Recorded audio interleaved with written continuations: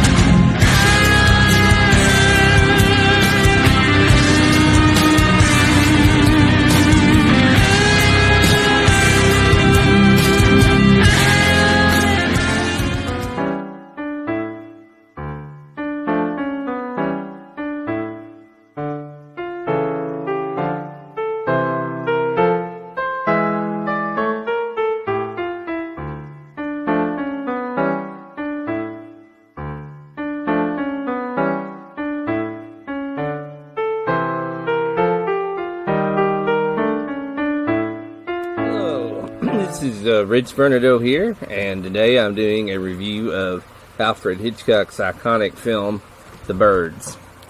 First of all, The Birds is based on a story, a novelette, from about a decade earlier by Daphne du Maurier. But Evan Hunter, of the Ed McBain fame, is the one who actually did the screenplay.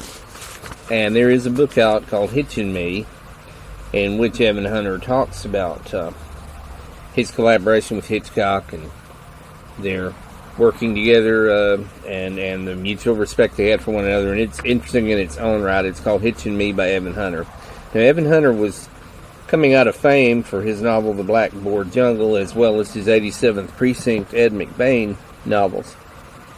And as this was developed, Hitchcock wanted to do something very artistic. Now, he was coming off of the heels of the huge blockbuster success of Psycho, and he wanted to do something artistic. So, The Birds is an attempt by Hitchcock at high art, and he entered it into the Cannes Film Festival, but it did not make the final ballot in terms of the films that competed in the 1963 Cannes Film Festival. Wonderful cast. Rod Taylor, Tippi Hedren, Suzanne Pleshette, and Jessica Tandy. It takes place in the fictional California town of Bodega Bay, and the reason that the birds are attacking is never explained, and Hitchcock did that on purpose. Hitchcock did that deliberately. It features some of the best cinematography and best camera work that Hitchcock ever did. Some of the most interesting camera effects and special effects for the time were incorporated into the making of The Birds. A lot of the bird effects, the flying bird effects attacking people, were done at Walt Disney Studios by animator technician eye works. And they use something called a sodium vapor process, or yellow screen. And that's an interesting process for special effects in and of itself. It's considered one of Hitchcock's greatest works. It ranks critically and in popular appeal very high and all over the place. It was honored by the American Film Institute as the 7th greatest thriller. Bravo awarded it the 96th spot on the 100 scariest movie moments. You know, one particular scene out of it where the birds attack the town. So overall, it is a winning Hitchcock combination. Suspense, thrills, action, special effects. If you haven't seen The Birds, go see it. It remains one of Alfred Hitchcock's iconic works. And this has been a review of Alfred Hitchcock's The Birds by Rich Vernadeau. Thank you very much.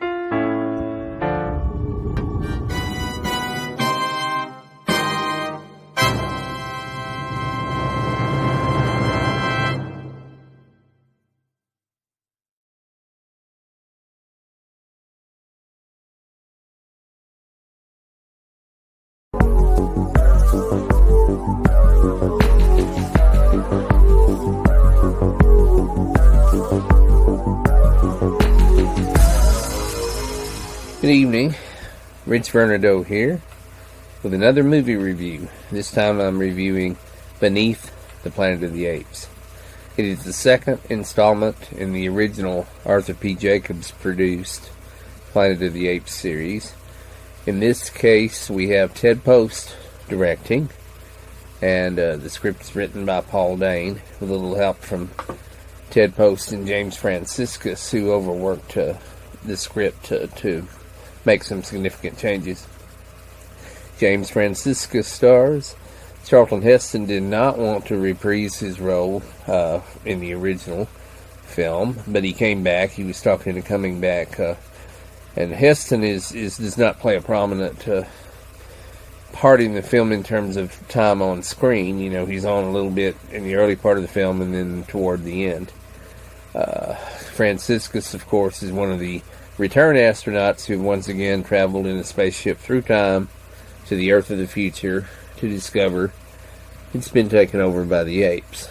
A lot of the action takes place underground in the ruins of New York City, in this city where in this sequel, where a race of radiation-scarred mutants who are the descendants of the survivors of the nuclear holocaust that occurred are there in the remains underground of New York City.